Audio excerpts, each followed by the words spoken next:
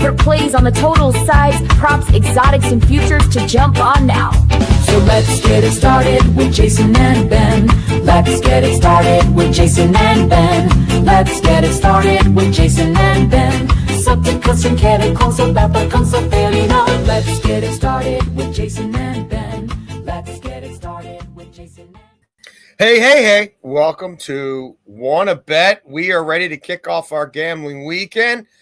We hope you guys are ready to do the same. We have Greg Peterson from VSiN joining us.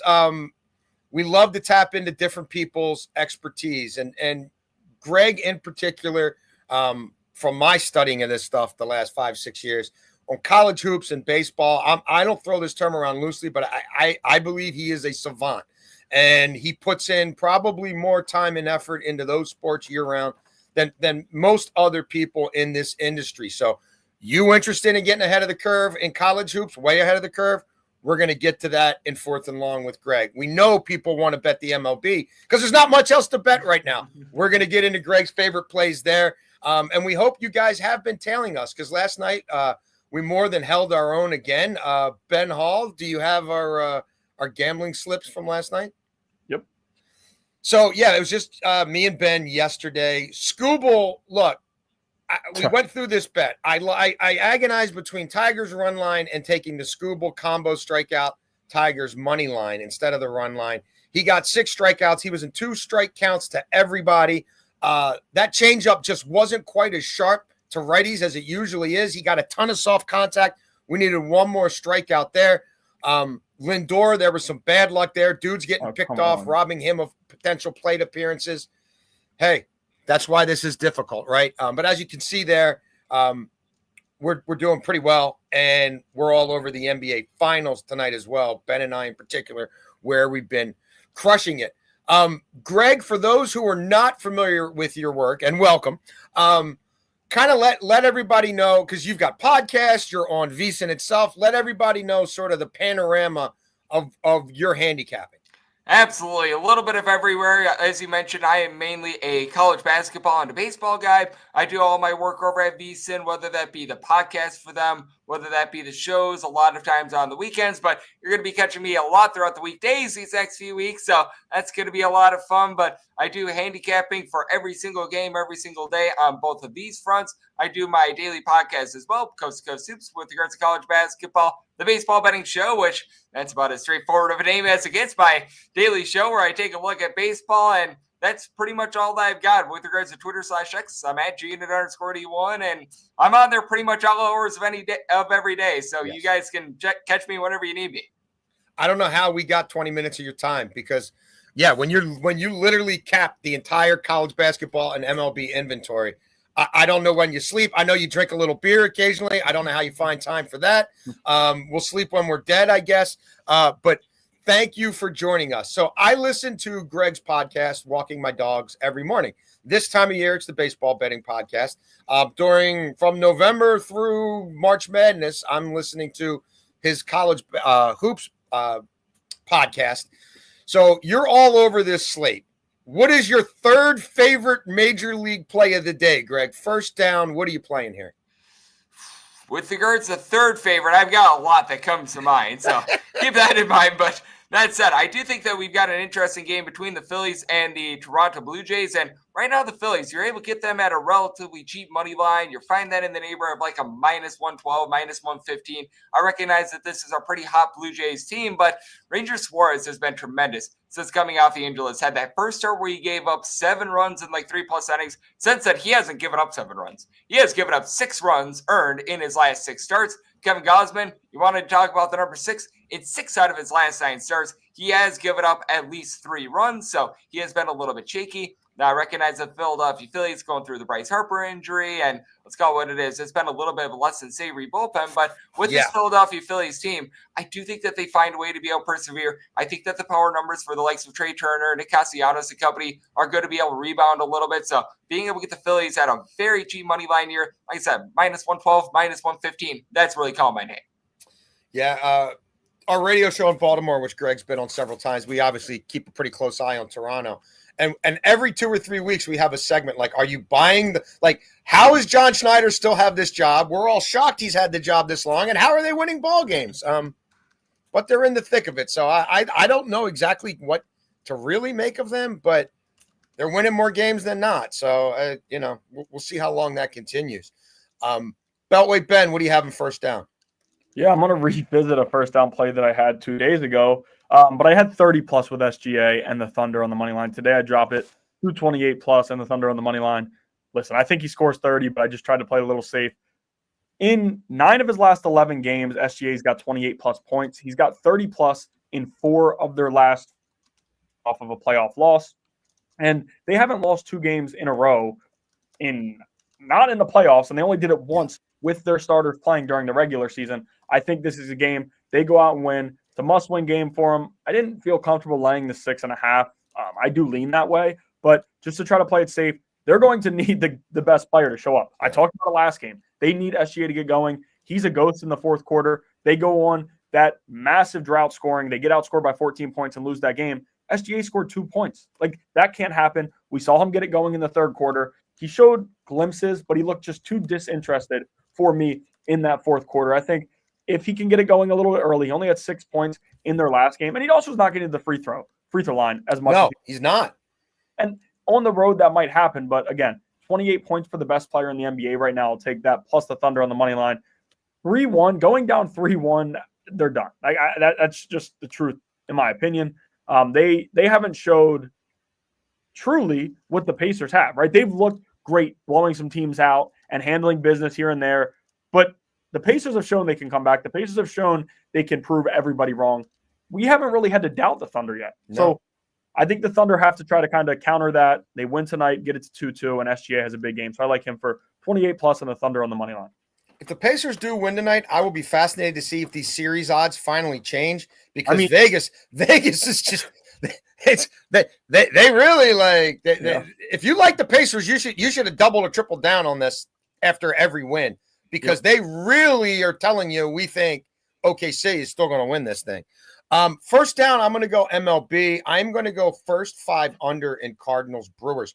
Most places have this at 4. FanDuel, as of 30 minutes ago, still had a 4.5 you could get. You're paying a little bit for it, but I'm more than willing to pay the hook here. Milwaukee's 45-25 to the under in the first 5 innings on the season. They're 23-12 to the under at home. St. Louis does skew just 17-16, but they're a little more under than over first 5 on the road. Why I really like this bet, though, is Freddie Peralta. Freddie Peralta is tied for 12th in the majors with a 1.5 ERA in the first 5 innings of games at home this season. The slash line against Freddie Peralta through 5 innings of a game at home this season, 194, 269, 259. That is a 528 OPS. If you want to look at the game scores after 5 innings at home, Freddie Peralta on the mound, 0-0, 2-3, 4-1, 0-0, 3-0 Brew Crew, 1-1. So low scoring games. Fetty, look, I prefer him at home to road, but in his last 6 starts, the total combined game score is under 4.5 runs. In 4 of those 6, I would say kind of spotty offenses for both teams, lineups that can be a little bit more hit or miss, kind of slow starting. Maybe this goes under the 7.5 for the game, but I prefer to focus in on the starters, take some bullpen variants out of it, and go under first 5. All right, second down, Beltway Ben. Yeah, here I'm going to stick with the NBA, and I'm going to go with Isaiah Hartenstein over his points at 5.5 at -136. I've said it every single, show we've had after these NBA finals. Like, why is Daigneault not playing Hartenstein more? What is he thinking? What is he doing? 18, 22, and 17 minutes played in this series. And it's really stemmed from that loss to the Timberwolves, the one loss they had. After that, he's been in the teens in like 80% of their games. So I don't really get it. And I'm not sure that Daigneault's going to change fully, but I do think he understands that they have to play their game to win. Hartenstein's over this in 15 of 19 playoff games. And when you look at some of the points, again, the Jokic matchup, they needed him on the court. He was playing a ton of minutes. 6 points for a guy playing 30-plus minutes is pretty regularly going to hit. But he did look a bit more aggressive attacking in game 3. Took just 3 shots, but the one miss was a layup that rolled out, and he finished with 4 points. So if he makes that layup, he would have cleared. The floater's dangerous. It's only 6 points. Again, it's a risk because, as I said, Hartenstein is not getting the minutes that some expect him to and think he should. And Daigneault kind of seems stubborn in his way. Like, I'm going to keep going with what I want to do and not really fully switch it up. But game 2, they win. He plays 22 minutes. He was on the court more. He had a very good impact. Why not go with it? And I understand the Pacers aren't super big, right? You have a Miles Turner who playing well inside, but he drags you out. He shoots the 3. That's not Hartenstein's really great defensively out at the perimeter, but they need him to be on the court. I also didn't like really how that fourth quarter went inside, right? They were getting pushed around. The sick man was blocking all these shots, which, again, that's crazy that the sickness comes out after Miles the game. Turner, he could make a 12-foot jumper for me on the over 13.5, but 5 blocks. I mean, it was pretty incredible what he was doing inside, and I think they're going to need Hartenstein to kind of anchor that down, give them good minutes. And like I said, I'm going to keep talking about it. 15 of 19 playoff games, he's over this number. Minus 136, a little bit of juice, but I'm going to take the risk with the minutes and go with him over 5.5 points. Greg, what do you got second down, buddy? How about if we go with the game that you actually just mentioned with regards to Brewers versus Cardinals? Sweet. I do like the full game over because Okay. I do think that Freddie Peralta is due for a little bit of regression. His career 9.1 strikeouts per 9 innings is a little bit concerning, and I do think that with the Milwaukee Brewers, they're going to get to Eric Fetty. Fetty is not getting any swings and misses whatsoever, and he's walking 4 guys per 9 innings. I don't necessarily know if it goes over in the first 5, but with Fetty giving up so many walks, this is a Cardinals bullpen that is right now rough. Ryan Elsley has blown 5 saves this year, and he's blown 3 straight saves. Like, it has been time and time again, him going out there and just absolutely giving it up. And for the Brewers, they've taken a massive fall for their bullpen as well. Last year, they were number 1 in the National League in terms of bullpen ERA. This year, they're hovering right around about 20th in the big leagues. They have really taken a little bit of a step back there. So I do take a look at this spot, and I don't know if it goes over in the first 5, but I'm going to take the full game with both of these bullpens being shaky and with both of these pitchers, in my opinion, being due for a bit of regression, and I'm going to take the over. All right, well, let's root for a lot of Fetty ground balls through 5 and then bullpen explosions. I mean, Works for me. Let's all cash. Yeah. Perfect world. Dream big. My second down play, I'm going to the NBA Finals. I'm going to set this up a couple different ways. Okay. The play that I like the most is Dort over 1.5 threes. Now, that's at minus 60. Okay? So, like, I'm on that fairly substantially. He's averaging 2.2 per game in the playoffs. He's taking over 6 per game on average. If you look at the advanced metrics, 3-point frequency, he far and away leads OKC in that stat. The next closest starter is Williams at 68.8. He's got an 85.0 3-point frequency rating. If you look at it on the road, he leads OKC in 3-point shot frequency on the road. In this series, he's 4 of 5, 1 for 3, and 5 of 9. If you go game by game, he's got 2+ threes in 5 of the last 7 games total. And he's been in the zone right now. And it seems to me, I went and rewatched some of the first half of the last game. It seems to me almost at times that Indiana's like, okay, like, hey, you want to keep, hey, Dort, we're not guarding you. We got enough other people to worry about. If you go off, you go off. But like, we got Hartenstein's been killing it early in games, so he's drawing extra attention. SGA obviously draws a ton of bodies every time he drives. Like, going back and rewatching, not just how many he was making, but how open they were. Like, okay, so I love that. I also really like Blue Dort over 2.5 threes. The number there is wrong. You can get that at plus 182. Sorry to cut you off. 1.5, I could find at minus 138 when we put this together. So that was meant to be 1.5. 2.5, you can get it like plus 200. Yeah, you can get like I played it at over 2.5 plus 182 at FanDuel. And I played that last night. So that's the other way you could play it. If you really are into this, in 2 games in this series already, he had 4 in one and 5 in the other. He tied for most 3 points made. If you want to get into the markets of, you can look at, leading scorer in this game, leading assist in this game. Lou Dort, most 3-pointers made in this game, you can get 5-1. I haven't gone there, but I've thought about it. But more than anything else, I think he makes 2 3-pointers It is juiced a little bit, as Ben said, but I can still live with that. Okay, third down. I'm going to kick this one off, and I am staying in the NBA Finals. My favorite play in this game, we jumped the over 125.5 as soon as it came out. I'm sorry, 225.5. The over is now up to 227 and rising for the game. The first half total is 114. I'm paying the juice and taking it down to 112.5. So now that 112, if you recall, that was the first half number in game 3. And at that time, we weren't sure if Halliburton was totally healthy. We weren't sure what he was going to look like in game 3.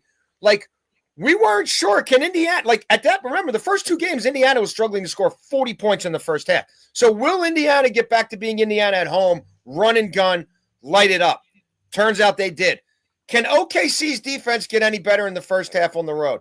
No, they gave up 60 points again. They're giving up 60 points per first half on the road now through 8 games. So what I'm doing is taking it down to the number from game 3, going over. If you remember in game 3, I went from 112 down to 109.5. Turned out I didn't need to do any of that because it went over 120 in the first half.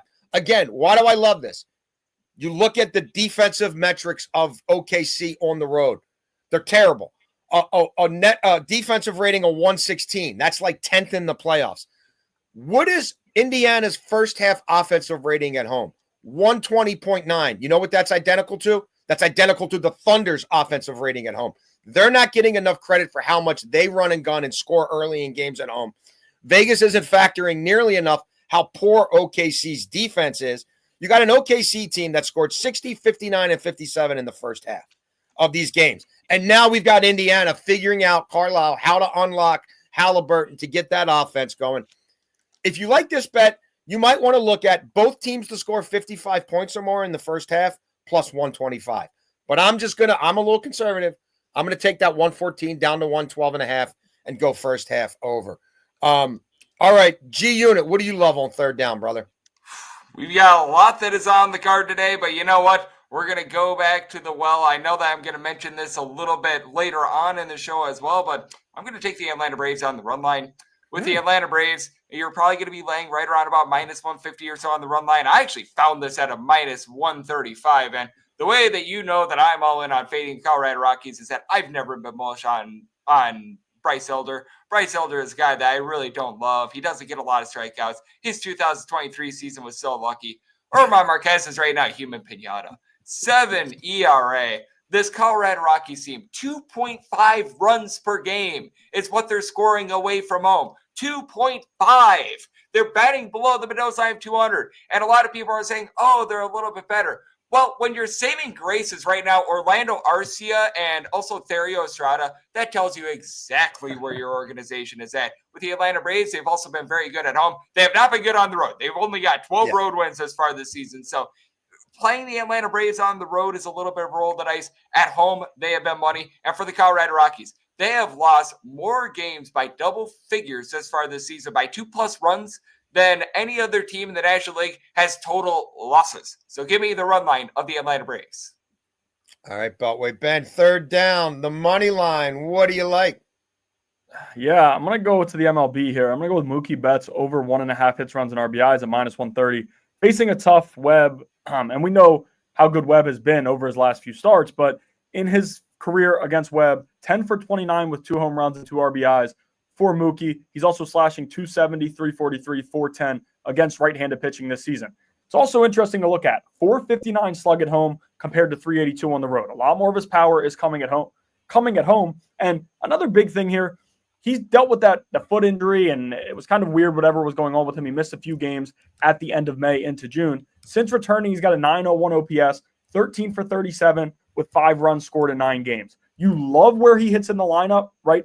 Right in between Freddie Freeman and Shohei Ohtani, maybe the best possible trio in the MLB of a lineup. Like, that's terrifying. You know he's going to come up with RBI opportunities. You know if he gets on, there's a good chance that if Freddie doesn't drive him in, Will Smith, who's the best RBI guy in the MLB, might. So this lineup is set up perfect for Mookie Betts to clear this number. And at 1.5, and I know he's facing one of the better pitchers in the game right now, but look at what Logan Webb did last year at Dodger Stadium. 9.35 ERA. He got shelled. We know the history Mookie has against him, so I like Mookie to go over 1.5 hits, runs, and RBIs tonight. Sweet. So there we go. First, second, and third down. Those are our favorite plays that we're on right now. Fourth and long, we want to tap into G Unit's the mind here, the beautiful mind of G Unit. And look, we're a ways away from college basketball. I understand that. But we talked to Greg pretty religiously during the conference tournaments and the NCAA tournament. And we did talk about his process a little bit. And he said that he loves really the dog days of May and June and July, when most people are not trying to stack their board or get ahead of the curve on college hoops, and he is. So we're there now. We're at the point, like the recruiting season's kind of over. The portal's been like tapped out. Coaching changes have all happened. What kind of work are you doing on college hoops right now, G Unit? Right now, I'm doing my personal notes, taking a look at what we all got last year, what is going to be going away with these teams, what is going to be the same. And we had 2,570 players entering the transfer portal. I am deciphering all of that. I'm actually starting to do conference previews right now. I've already got 2 conference preview podcasts out, the America East along the Atlantic Sun. I look at all 364 Division I teams, and you've gotten one new one in New Haven. We're going to have St. Francis of Pennsylvania leaving the Division I level. I also do need to review what teams are changing conferences, because little does a lot of people know that Delaware is actually now in Conference USA. Out of the CAA. Yep, exactly. They go from the Coastal Conference to now Conference USA. So trying to be able to determine that. And then additionally, what are we going to be able to get out of these new coaches? You've got some of them coming up from the Division II level. What style did they run at the Division II level? Is this going to be an up, down, all-around team? Or in the case of like a Houston Christian, they brought in more of a defense-oriented coach after they played no defense whatsoever. They became a great under team. They became a great bet-on team. Those are the things I'm looking at right now. I'm not playing like any futures or anything like that, because only 1 out of 364 Division I teams wins the tournament. And if there's a team out there that you really like, you're probably going to find just as good of a number in season. Right. You don't need to bet on these futures here in the month of June. And you don't need to tie up your money for that long. It's all about deciphering, all right, what is my plan of attack going to be during the season? What sort of things should I be looking for? And sort of just starting to put the process together of putting the pieces together of deciding, all right, how am I going to be attacking these teams? Is this going to be an over team, an under team? And is this going to be a team that with experience are going to be able to get off to a good start? Or is this a young team that might be progressing throughout the season? Those are the sorts of things I'm taking a look at right now. Yeah, I was going to ask, just first big one. Like Florida, right? They win it all last year, and you look at fine odds, right? They're not one of the top favorites, but like to me in that tournament run, Walter Clayton played savior in so many of those games with those crazy shots he was knocking down and how that was going well for them. They lose him, of course, but you bring in the transfer from Arkansas who was awesome when healthy. Like, are you buying Florida and Golden to have another big run in the SEC, or do you think last year was kind of like an outlier? I do think that they're going to have another big run because they replenished Walter Clayton with Boogie Fland. He was a top 5 guy in the transfer portal, was a 15-plus point per game scorer over at Arkansas, made a big impact for them during the NCAA tournament, and the entire front court is back. Like, this was one of the best rebounding teams in all of college basketball. Ruben Chinyelu, Alex Condon, they decide that they're going to be coming back to school. Todd Golden, I still think, is one of the best finds in all of college basketball as well. Am I going to have them number 1 in terms of my preseason rankings? No, because you've got a little bit more coming back with Purdue. Milo Suzanne coming back for Houston. I think that that's big as well, but this is a team that I think should be right there in the conversation. I'm probably going to have them somewhere in the neighborhood of like number 5, number 6 coming into the season. So what they did last year, I think is sustainable. To the tune of a national championship, yeah, that's going to be tough because they did have a little bit of a charmed run, being able to come back from against Texas Tech and darn near every single title run. Aside from when you have a really dominant one like we saw with UConn a few years ago, you do need a break or two to be able to go your way. So with Florida, I don't think that there's going to be a massive fall off. Again, I'm not going to say that they're going to win a national title, but I don't see some sort of big giant fall off. So again, as I mentioned, I'm listening to your podcast when my free time, the baseball podcast, when I'm walking my dogs in the morning. I have not heard your conference previews. So how did you even decide? Are you going in alphabetical order? How did you decide which conferences to go in first? And are there any? Because I love to bet the small. I love, like, I like the Horizon. I love the CAA. Like, I love the MEAC. Like, I just feel like Vegas can't be super sharp on all these. Any early takeaways from those small conferences you have started digging in on? Oh, I think that Vermont is going to be back in full force. They're finally utilizing the transfer portal in the America East. They are my number one team with regards to my projector or finish. And you're asking about the process. I go with, in alphabetical order, the low/mid majors. I will throw the Atlantic 10 in there a little bit closer to the end. I do consider them to be a little bit bigger conference, but I mean, it's like the Atlantic Sun, the America East, the Big South, all these small conferences, and then you get into the power conferences at the end. So we go alphabetical order in the smallest ones, and then we go with the big boys towards the end. I'll be doing like one conference preview about every 5 or so days. Like I'll probably do one a week during the summertime. We get a little bit more hot and heavy towards the fall months because with those bigger conferences, you still have a few moving pieces. You still need to decipher, all right, what guys are actually going to be coming over. And there's still some teams like Kansas trying to decide international players as well. So that's part of the reason why I do leave the big boys towards the end, but that's a little bit of a thought process for myself. And I do think that because I'm starting to dive in with regards to the Big South, that High Point, even though they lost their coach in the offseason, they did an amazing job in the transfer portal. Excellent. Yeah, just one more. Like you kind of talked about, I know you're jumping to small schools right now, but like last offseason, we just talked about Florida, plus 4,000 odds, right? They weren't a team that many expected to be as good as they were, and the team goes on to win the national championship.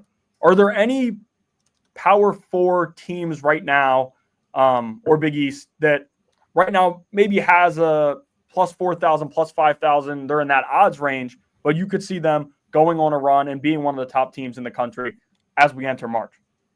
That's a little bit of a tough one, but I don't know if this team could be like a top team. But one team that I would say is getting short shrift right now, Iowa. I absolutely love what Ben McCollum is going to be able to bring to the table. We saw the way that Drake was able to really take off this past season. And for Iowa, talk about a team that played absolutely no defense for the longest of time. Now you've got a Drake team, or a team in Drake that was dead last in the country in terms of total possessions per game. They are very much going to be slowing down. They're going to be changing up their look. I think that the Big Ten is going to have a tough time being able to deal with these guys. It's going to be a completely new look, and I think that there is quite a bit of upside with this Iowa team.